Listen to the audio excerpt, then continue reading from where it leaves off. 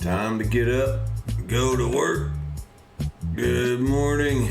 This is Eureka John with Eureka Street Crypto Hub, broadcasting live from Leander, Texas at 5:37 in the morning on a Tuesday on 4/20/2021.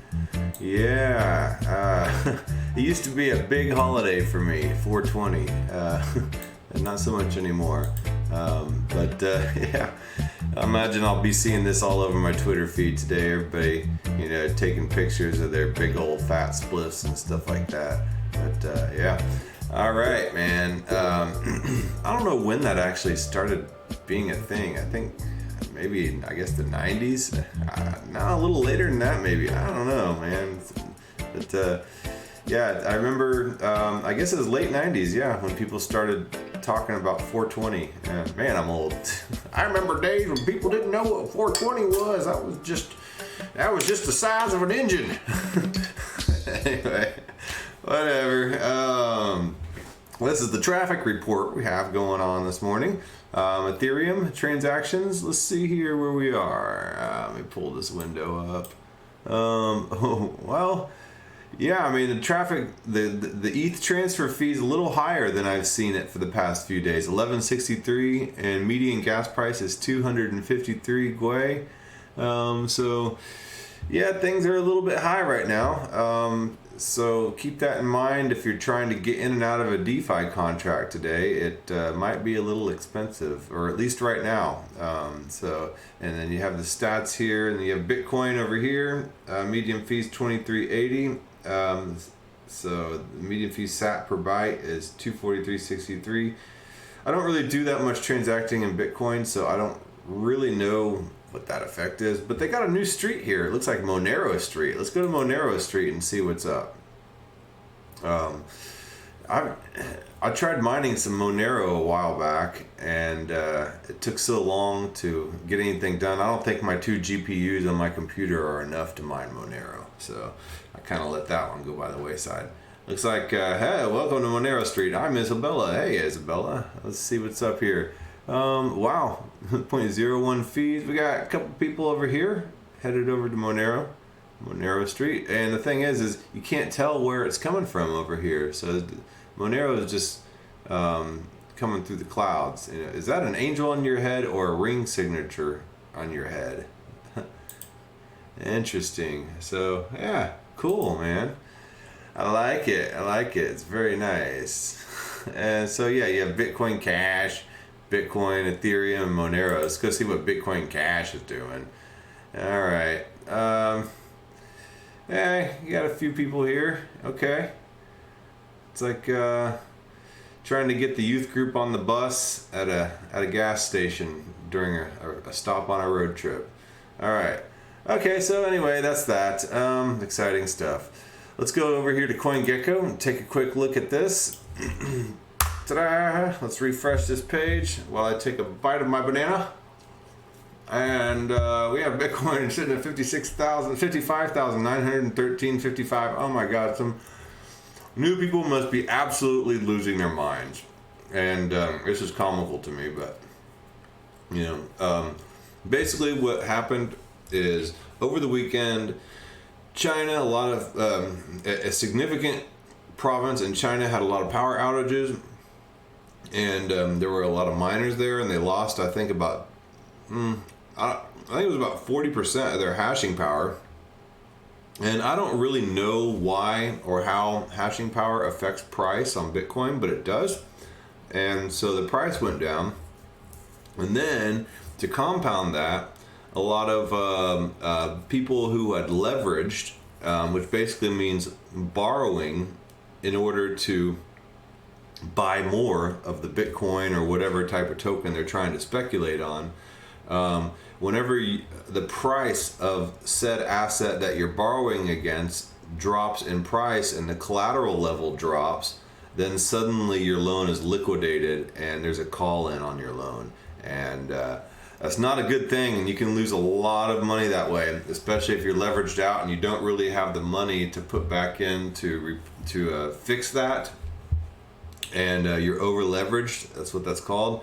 And so you lose a bunch of money, and a lot of people lost a lot of money who are basically gambling degenerates and, you know, speculating scumbags and just a lot of greedy institutions.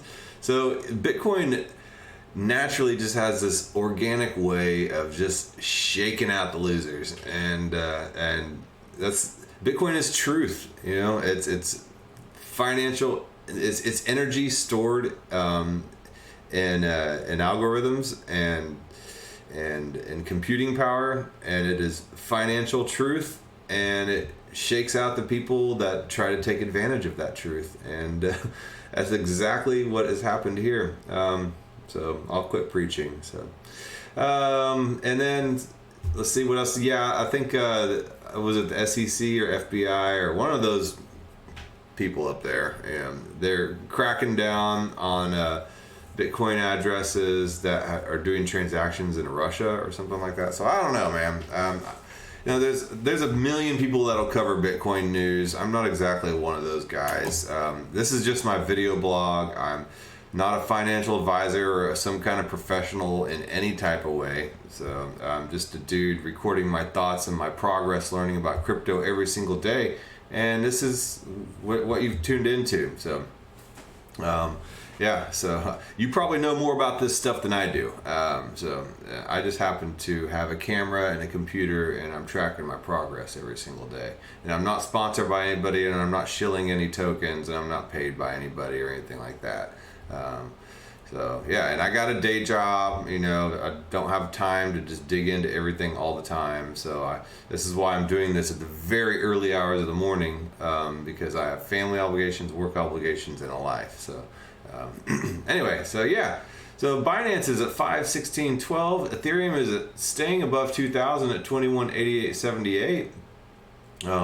So just because Bitcoin has dropped doesn't mean Ethereum is not full of tons of projects and supporters and DeFi plays. And then the Berlin hard fork came out recently, and then now we're looking forward towards the London hard fork and Ethereum 2.0. There's a lot of stuff going on with Ethereum always.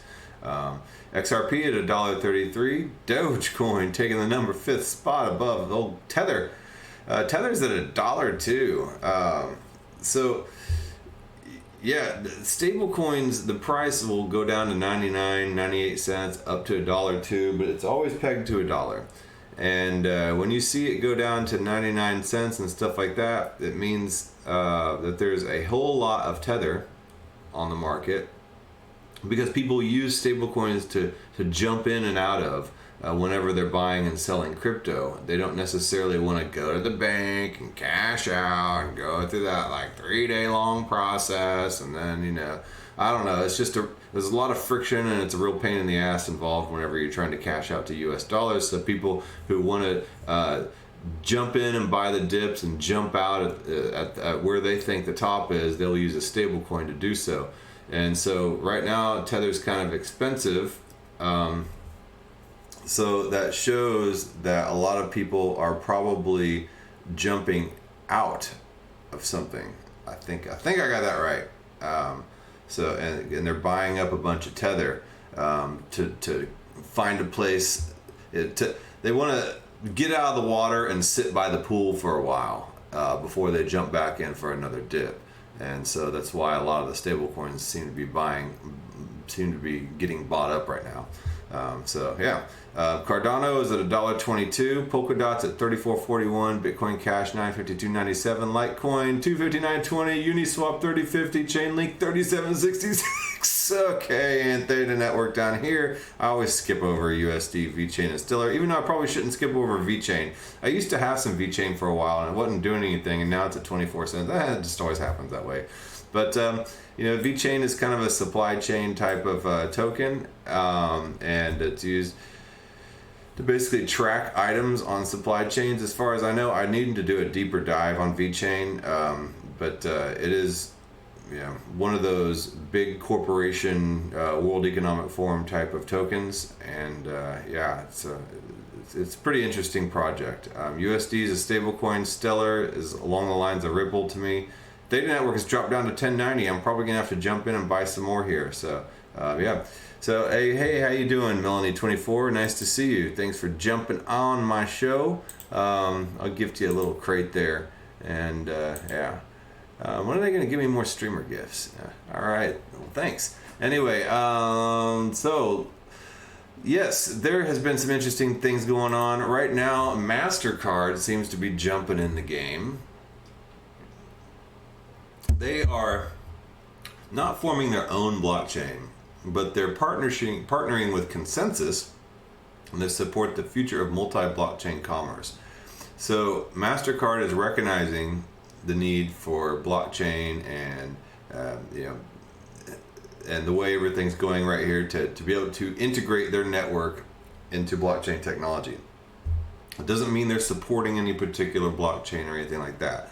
Consensys, as I went over a few episodes back, trying to figure out exactly what Consensys is, it's basically a Google of blockchain solutions type of network, and it's founded by Joseph Lubin, and it basically educates and helps people, individuals and companies to be able to integrate, mainly companies, to be able to integrate blockchain solutions into their infrastructure. And they have an education platform on here. They do a little bit of everything, but they do a lot of permissioned blockchains for a lot of companies, and there's Joseph Lubin right there. And so they are not a blockchain themselves, but they help companies build blockchains for their own infrastructure. So that's basically what Consensys is, and it seems like Consensys pops up everywhere, and a lot of major successful projects are either advised by Consensys or have used Consensys directly to help build their blockchain projects.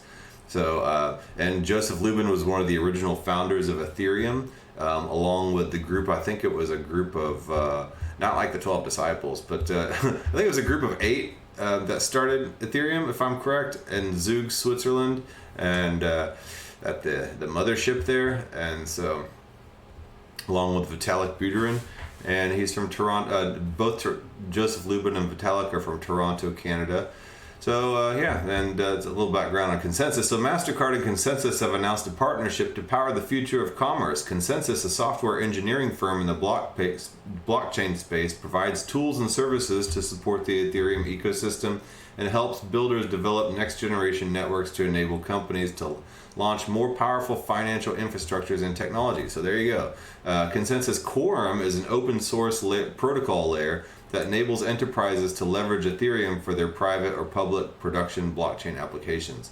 Quorum includes customizable features required for enterprises to operate a secure, scalable, permission network.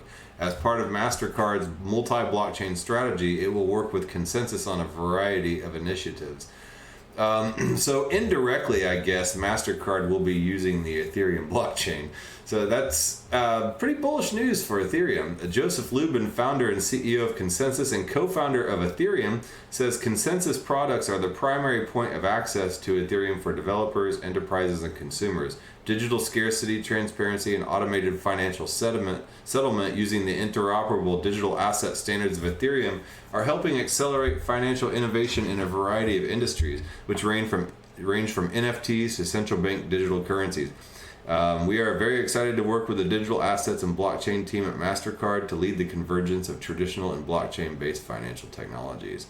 So yeah, they go on a little bit. I'll read a little bit more. Mastercard's blockchain patents and payment network, combined with Consensys's deep blockchain development expertise, will deliver a robust tech stack based on Consensys Quorum, an open source protocol for enterprises built on Ethereum.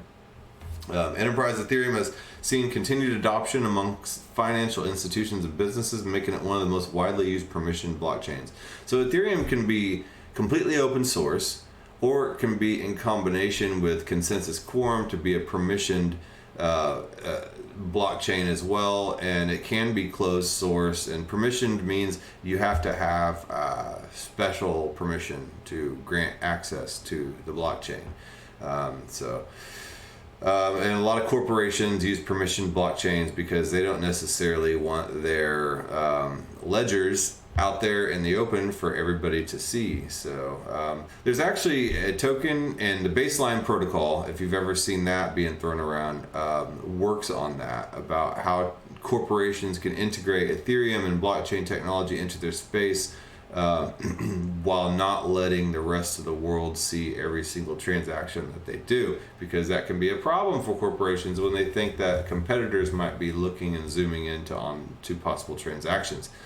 So that's that. All right, great. Our investment in Consensys will enable us to fast track our blockchain innovation and support a growing number of customers that are actively developing applications in Ethereum, enterprise Ethereum, and leveraging open source technologies and communities. Okay, cool. So, yeah.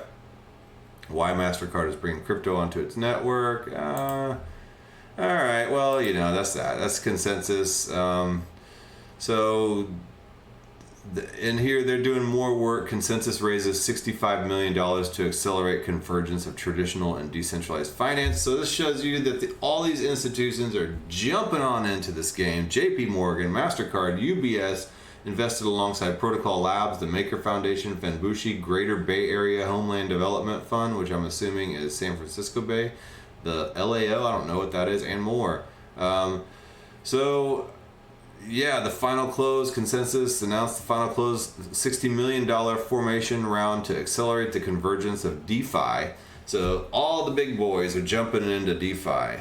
This is no longer a hipster, millennial type of NFT, happy little fun programming DAO game. This is the big boys jumping in, and not sure how I feel about this. Because the point of DeFi is supposed to be financial independence from these institutions. But I mean, hey, I don't know. If these institutions are going to be forced to change their rules to be more open, and as long as they don't close the doors to everybody else, then DeFi is for everybody, including the people that we don't like. And you have to keep that in mind. Sometimes whenever you want equality and things for the little person, you also have to include the big person too, because it is equality. Okay, so I don't know. This past year has been a period of strange economic evolution and growth. The leading Ethereum company restructured to form Consensys, the core software business, and Consensys Mesh, the investment arm, incubator, and portfolio. Consensys also acquired Quorum from JP Morgan, and that's JP Morgan's closed permissioned blockchain, to deepen its commitment to a competitive position in the enterprise protocol ecosystem. Consensys is now an integrated Ethereum software company with best-in-class products powering the blockchain developer and financial user experience. CodeFi, Diligence, Infura, MetaMask, Truffle, Quorum, and the product suite supports public and private permissioned blockchain networks, and will be supporting Ethereum Layer 2 networks and facilitating access to adjacent protocols like IPFS, Filecoin, and others. So if you didn't know, MetaMask, Consensys is in charge of MetaMask, and MetaMask is the free little Ethereum wallet right here in your browser that you can download. I would highly recommend using MetaMask for a lot of your transactions instead of using centralized transactions, because you can keep your keys on your MetaMask wallet. And centralized exchanges, you cannot, and it's not a good idea to keep your crypto on centralized exchanges anyway. It just goes on to talk about how big money is being given to large corporations. So, all right. That being said, let's move on. I found this app here, Bittube.app. And I found it through, it's kind of a decentralized video streaming and sharing platform. When I was researching Pirate Chain, I found this Blockchain Privacy, Security, and Adoption Alliance, Innovation Through Collaboration. And it is a, coalition, blockchain security and adoption Blockchain Privacy, Security, and Adoption Alliance, the BPSAA, aims to educate the public on privacy and security issues and solutions in blockchain, and to facilitate a common forum for developers to create an open source privacy and security technologies for public use. Now, I think organizations like this are great.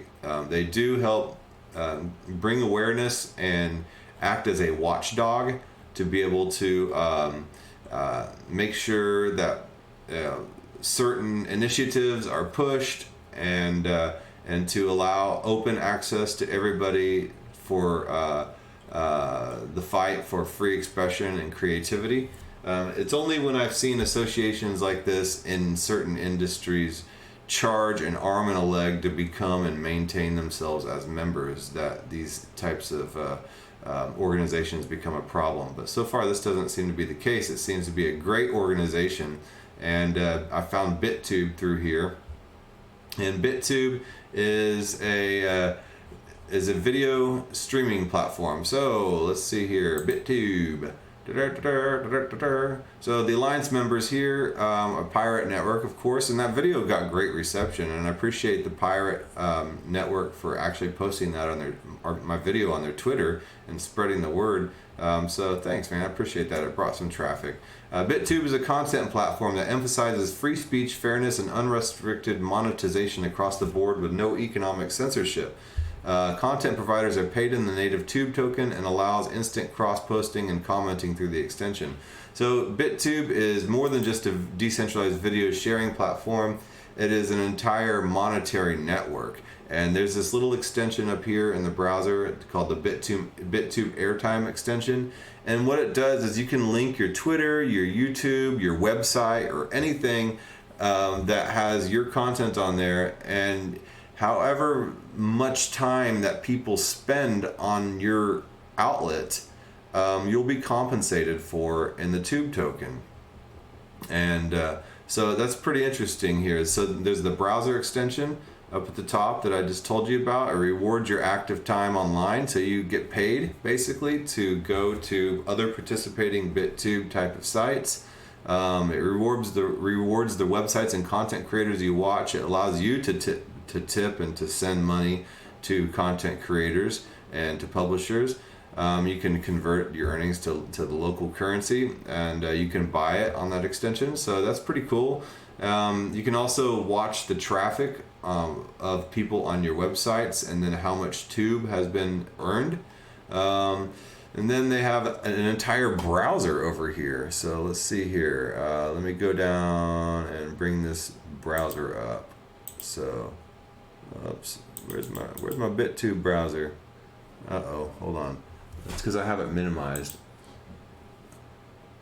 Okay, so there's the Bittube browser.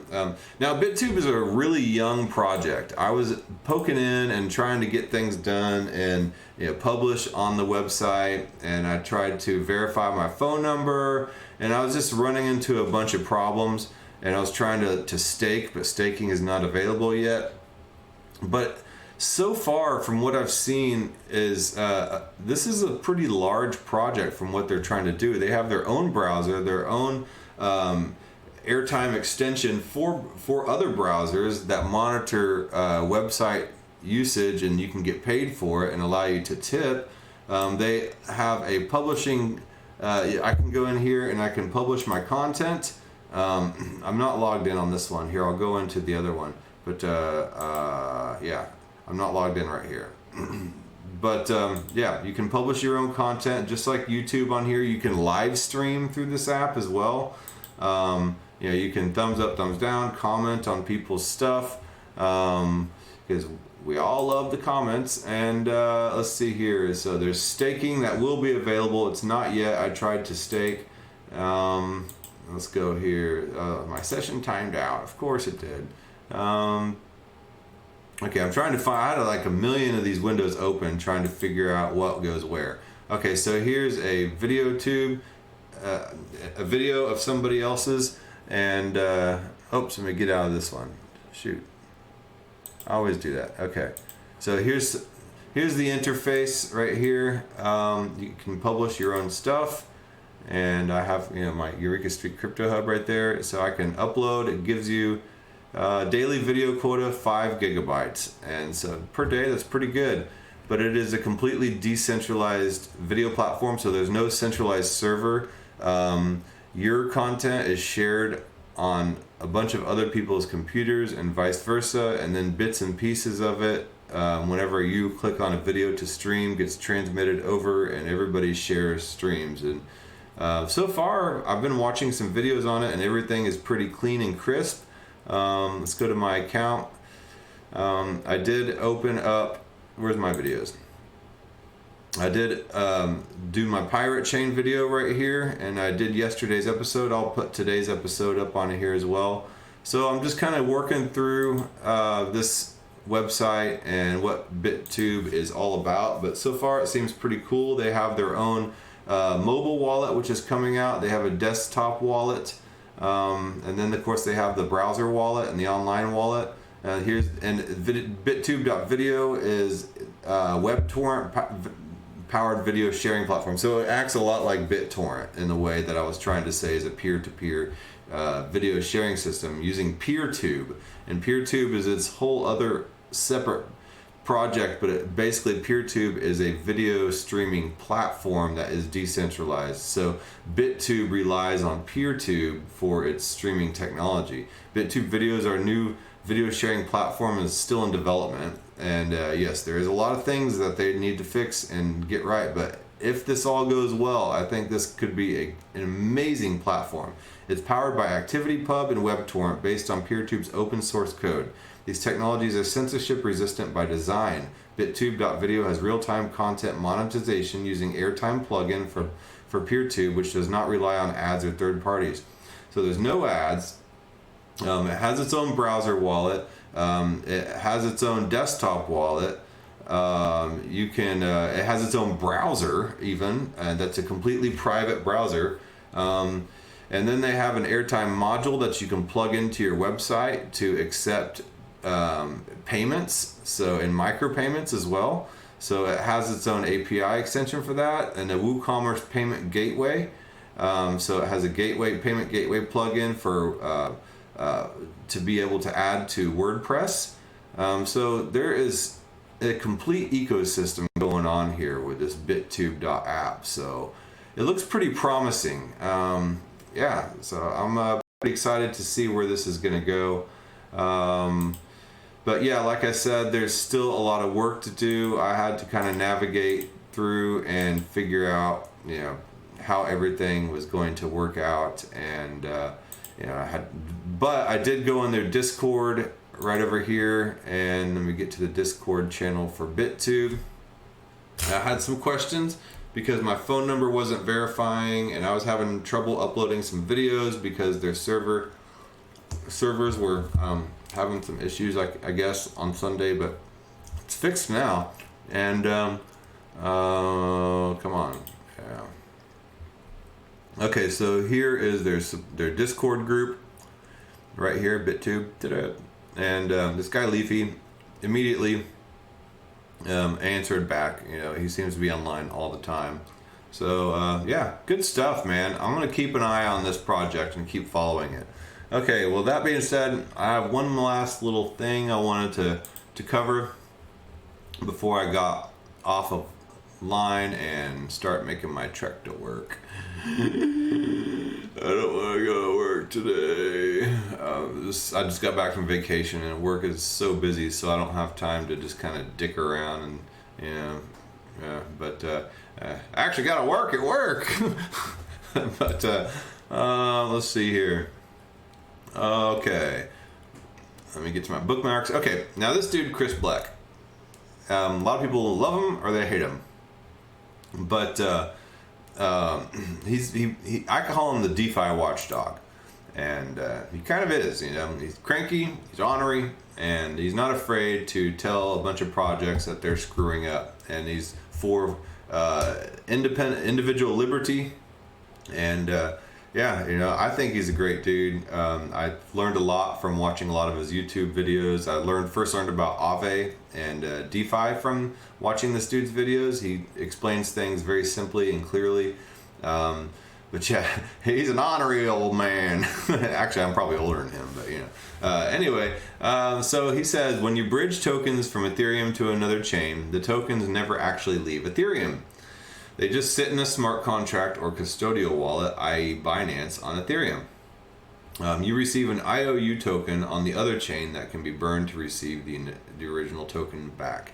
So whenever you do a bridge to change an Ethereum token to some other type of blockchain, your Ethereum tokens never actually leave Ethereum.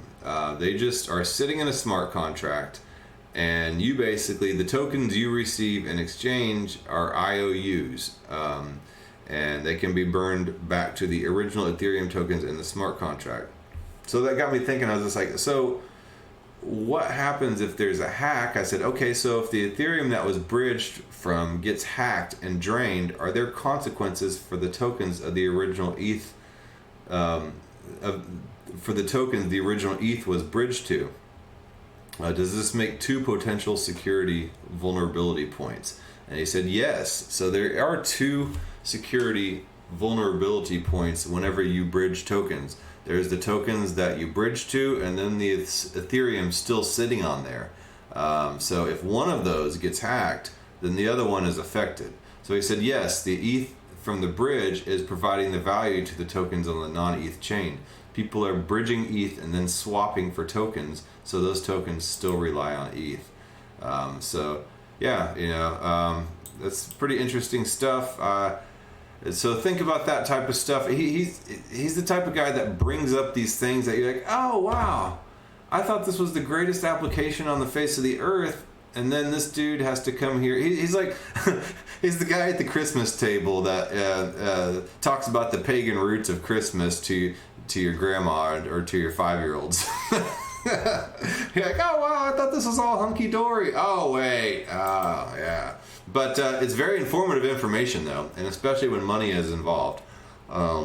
So thanks, Chris Blec. I really do appreciate your wisdom, all jokes aside, and I love following you on Twitter because you always have something interesting and entertaining to say, and entertaining from watching people's reactions to you. So yeah, so anyway, yeah, here's another tweet by him. Just to elaborate, I think that Etherscan should be a repository for info that people proactively seek. When it starts to venture into proactively giving you info that you weren't actively seeking in an attempt to keep you clicking on the site, then it gets weird. Okay, and then check this out. This is nuts. Where is it? Right here, this screenshot. This was on Etherscan. Etherscan is just supposed to be a blockchain explorer, and it's supposed to show you the transactions that happened on a blockchain. But you see this? This address was also used on Binance Smart Chain. Click here to view. Now that, you got a point there, Chris. I don't like this, and I think it's unnecessary and feels creepy. Yeah, exactly. Just to elaborate, I think that Etherscan should be a repository for info that people proactively seek. When it starts to venture into proactively giving you info that you weren't actually seeking in an attempt to keep you clicking on the site, then it gets weird and it gets very Google-like. And I think that's what blockchain technology was trying, what DeFi technology and Ethereum and all that was trying to get away from, was this whole centralized Google type of experience, you know, and targeted ads and stuff like that. And then here we have, you know, somebody looks up this particular address and it's telling us TMI, too much of its business, of what else it's doing. I don't care if that address is also used on Binance Smart Chain. So anyway, yeah, that's just, you know, interesting take. And again, I appreciate what you do for the crypto space and the crypto experience, Mr. Chris Blec. So, all right. That being said, I got to get on the road. I got to do my deal. I got to make my smoothie and, you know, go be proactive in life and liberty in the pursuit of monetary and all that stuff. So try to be nice to each other. Don't be a keyboard warrior either. Yeah, give me a thumbs up if you find value in what I'm doing, and you know, yeah, I'd love for you to hit me up on my Twitter or on my YouTube DMs, or I'm also on Odyssey as well. So, yeah, give a brother a shout. And now I'll have my video up on Bittube. Oh, and I'm also on float.app right here. It's a decentralized social media, and it doesn't have the censorship that Facebook and Twitter and stuff like that has. So, yeah. Okay, well, I will talk to you guys tomorrow. Bye.